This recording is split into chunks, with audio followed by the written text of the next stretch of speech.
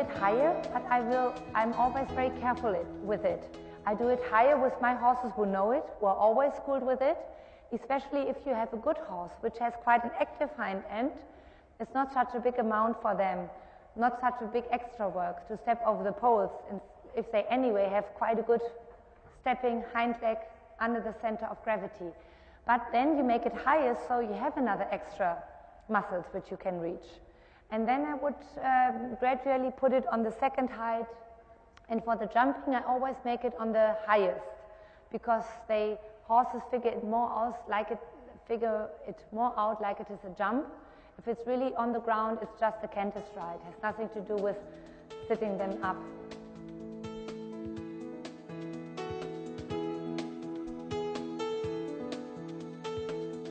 We are lucky because this ground is friendly, new made. Because if you have a new ground, you see where the footprints are. And then if you look at the footprints from the walk, you know exactly where you can put the poles. Or with her, for example, you saw that he always reached nearly the end. So you would pull them a bit, and then two, 3 times, and then your horse will tell you. But in walk, it's important that you really always try to make them distances precisely to your horse's walk, not on 5 centimeters. But if you have a very short walker and this giant walker, they both were that you would say you can do it together for a start, but to use it now oftener, we would have for these 2 horses need 2 different measurements.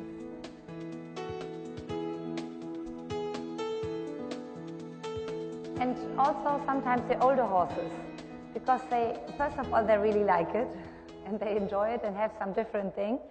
And on the second, with the young horses, you really see so much more, like they look to it, they open up, you see such a bascule and such a scope in them, which they will not show on the saddle if you jump them on the first times.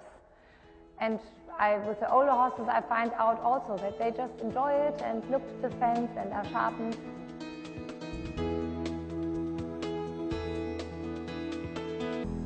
So we have Martin with his now 11-year-old, is it right? 8-year-old. And yours, Rebecca, is 9? And Rebecca with a 9-year-old horse. They both are already used to Cavalletti. Martin and Rebecca, if you both walk over the Cavalletti once, please, and then we start our trotting. And Rebecca thinks now of stretching really long. Give with your hands and let him as long as possible. The longer the rein, the better it is, so he can look at it, figure it out. Yes, very nice. Good. And then you trot on.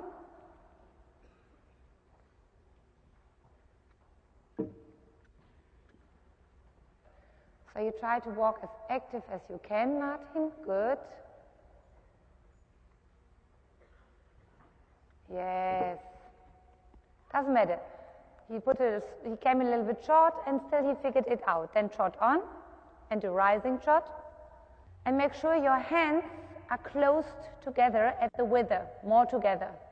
Your both hands, the right hand is more at his withers.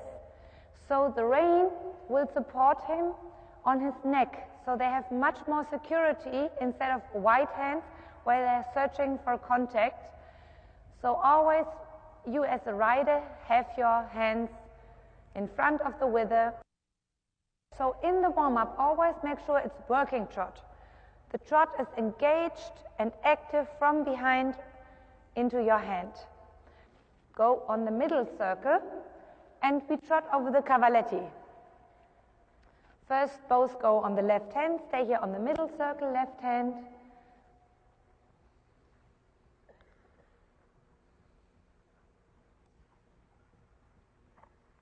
Doesn't matter. Let him look. Hands forward, forward. Yes. Very good. He looked and tried to sort it out. Stay in the middle. Yes. A little bit too far, Rebecca. It's so easy to say. Now just trot on the circle. We see turning every meter. Turn. Yes. Good. Oh. Rebecca, don't worry. Just relax. Look. Early enough. Martin, think of your outside rein more. Yes. And a little bit more approach in the middle. Yeah. And Rebecca, a little bit more to the outside. These brown wooden poles are difficult to really reach. It's easy to say, take them in the middle, but when I builded them, I even have had a hard time to find out where's the middle. If you have white leg, white, red, or different colors in your poles, like your normal jumping poles are, good.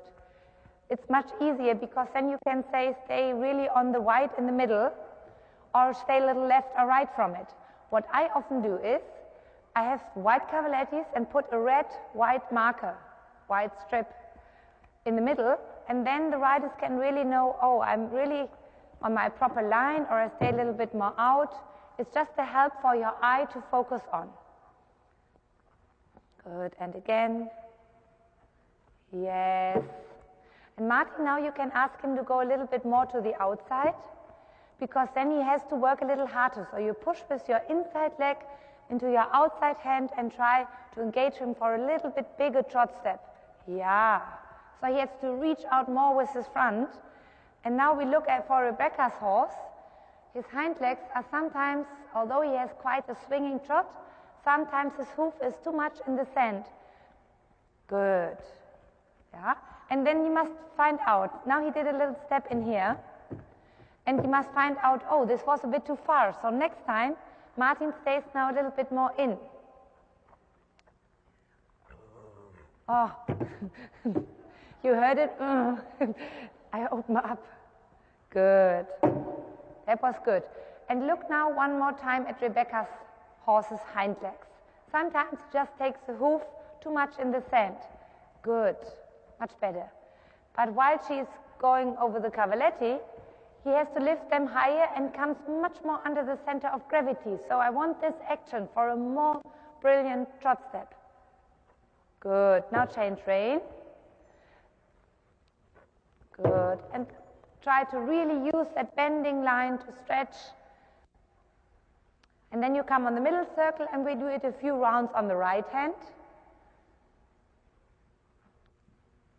If you have it on the circle line, like I would always have it for advanced horses or experienced horses, because then you have not only the back, but also the suppleness in the ribs. You have everything. You have the hind legs, the back, and the stretching to both sides.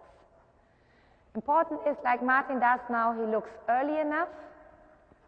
Good. Now he is not posing, he sits a little lighter. That was our question before, but whoa, thank you. This is what happens normally. Bend him to the right now and make sure your left leg, good Martin. Yeah, you turn him to the right, right leg and turn, doesn't matter. Don't worry, it's his job. You come more through now with your right leg. Good, very nice. Martin, you start some canter work already? Rebecca, we stay here. Yeah. Oh. He tries now very hard, but you were a little bit more to the outside. Try, Rebecca, stay always on the same line. You keep your turning. And then you also can turn a bit more. If he's a little stiff there, you turn. Good. But you see how much he tries. So now right leg is coming through and you need a little bit more rhythm. A bit fresher. Yes, good. And now you need to stay a little bit more to the outside. Often horses who avoid taking their hind quarters in the spur or the front, they have no chance here because the distance will tell you, turn. This was perfect. Did you feel that? So he has to turn, carry with his inside leg, and can't throw his hinges out. And now what we can do is a few rounds of canter, then trot again over it. Canter, really round stretching, the same idea. Also in canter, you want them to stretch really down. Martin, what we do now with him is, you come here on the middle circle, we do trot around the Cavallettis, right away you canter, and then you trot before it again. Trot, think of stretching.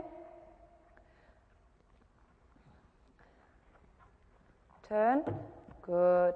And canter, away from your inside hand. Take, come with your leg, give again. So you flex him and then give and come new. Good. Left leg, yes, good. And canter again. Smooth into canter now. Turn, give. Turn, give. Yes, and with the giving he must follow and really wants to stretch down. Left leg, yeah. Okay, now outside rein. Take, give. And now we must make sure that in the transition he's a little bit more through, a little bit more giving. Turn. Now you stay one more round in rising trot. And first we try to stretch down more. Take and give with your, yeah, good. Give with your inside. Show him that the way is free. Oh, inside leg a bit, yeah. Good, yeah. Oh, you saw already there that he cutted the corner a little bit here, and then you can't get this line properly. Left leg, and think more of your outside hand. You flex him, but then you give again. Flex, better. So you turn with your inside hand, come with your inside leg, give again. Give again. Yeah, that's better. So give and show that he can really stretch. Much better. And a little bit longer rein, yes. And then you canter, and don't canter a little longer, yes, and try now the stretching in the canter as well. Don't shorten the rein, come with your inside leg, and think of this stretching in canter as well. Left leg, a little bit open up. Go maybe a little bit in the light seat to show him, oh, your way is free. You hear this? He goes, so he opens a bit. That's always the first sign that something is getting loose there. And try to keep a little bit more contact on your outside hand and not shorter the reins, Martin. Try longer reins so he will see, oh, I can stretch, and even if it takes a while. Yes, we must give him the time now that his... thank you. So he just needs a few rounds of canter until he's coming. Yeah, go one round on the middle circle, Rebecca. And our aim is that his long neck goes down towards the sand. Turn, give. If he's strong there or anything happens, you turn, give again, ask again. Don't worry, turn, give. Do one more time the Cavalletti. Yes, and give. Take, give. And come with your leg. Take, give, turn. And your inside hand to the wither again. And give. Yes, very nice. And next long side, you give a little bit more. Don't shorten your rein. Try to trust him with your longer rein and then do it again. Let him stretch through. Next long side. Good. The muscle will tell you on his neck if he's stretching really through. Whole long side. Very good. Keep it. Very nice, Rebecca. Trust. Hands forward. Good. So in the rhythm, he tries more down, more giving. Yes. And then you can do your transition to walk and let him walk for a while. Long rein walk, good. And you see now he stretches in walk, down, forward, downwards, very good. Pat him.